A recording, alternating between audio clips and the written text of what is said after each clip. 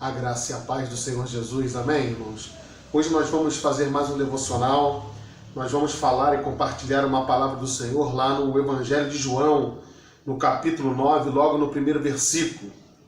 Sabe, nós vamos intitular esse devocional com a pergunta: quem pecou?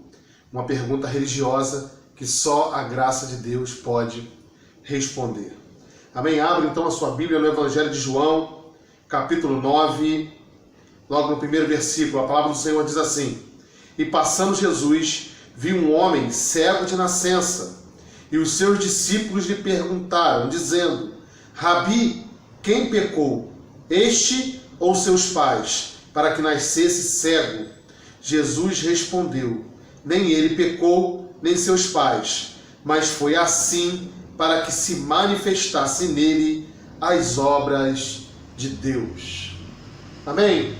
Primeira coisa que nós podemos notar aqui, nessa passagem do Evangelho de João, é essa pergunta que parece embutida em nós. Sabe, essa relação entre causa e efeito que nós vamos estabelecendo no nosso coração, achando que quem é bonzinho sempre recebe coisas boas e quem é malzinho sempre recebe coisas más. Sabe, parece que essa vinculação entre ética, moral e comportamento, ela não tem respaldo no Evangelho. Sabe, eu não estou falando aqui sobre semeadura e colheita. É evidente que se eu estou semeando coisas más, eu vou colher coisas más. Mas eu estou falando aqui de um relacionamento com Deus. Sabe, porque somente Jesus e o seu sangue, somente a obra consumada da cruz é que cobre os nossos pecados. Sabe, aqui essa pergunta estabelecida pela religião é uma pergunta absolutamente acusatória.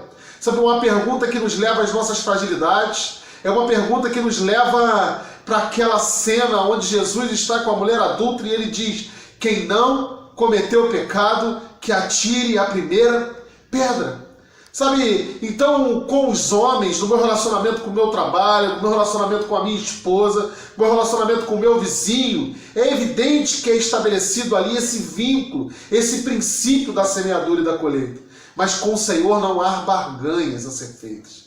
Sabe, com o Senhor é tudo pela graça, é tudo favor de Deus, e os nossos pecados foram completamente apagados naquela cruz do Calvário. Sem eu ter feito nada, eu apenas olhando para aquela obra e crendo, tudo foi pago, a dívida foi completamente quitada, e eu em paz com Deus continuo caminhando nessa maravilhosa graça do Senhor.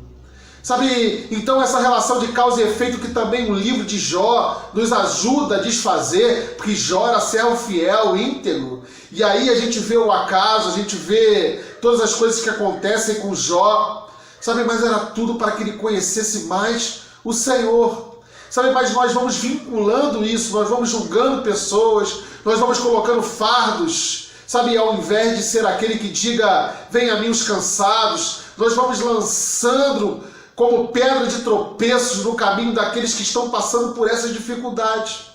Sabe, essas perguntas religiosas, elas estão no nosso dia a dia muito mais comumente do que nós gostaríamos que tivessem. Sabe, quantas vezes a gente olha para o outro, não para nós. Para nós não, para nós é sempre gracioso, é sempre um olhar misericordioso, mas para o pecado do outro, para a dificuldade do outro. Sabe, se o meu carro quebrou, talvez ele não deva ter dado dízimo.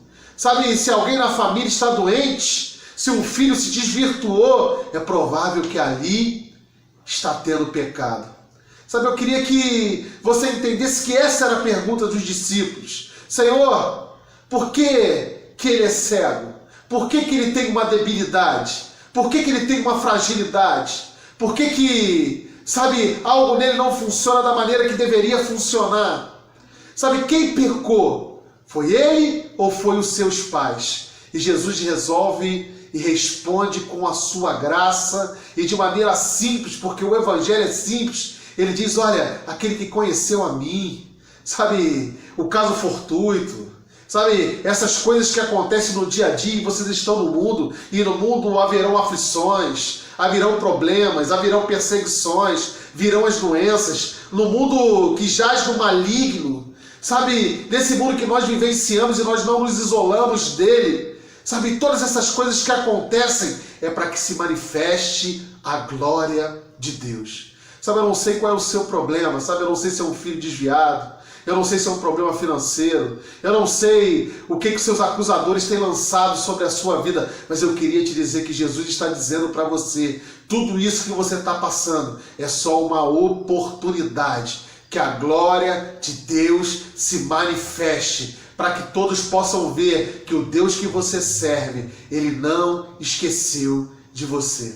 Sabe, não caia nesse julgamento, não caia nessa armadilha da religião, sabe, não deixe o seu acusador, não deixe o diabo, que é o acusador, falar no seu ouvido, mas continue crendo na graça e no poder do Senhor.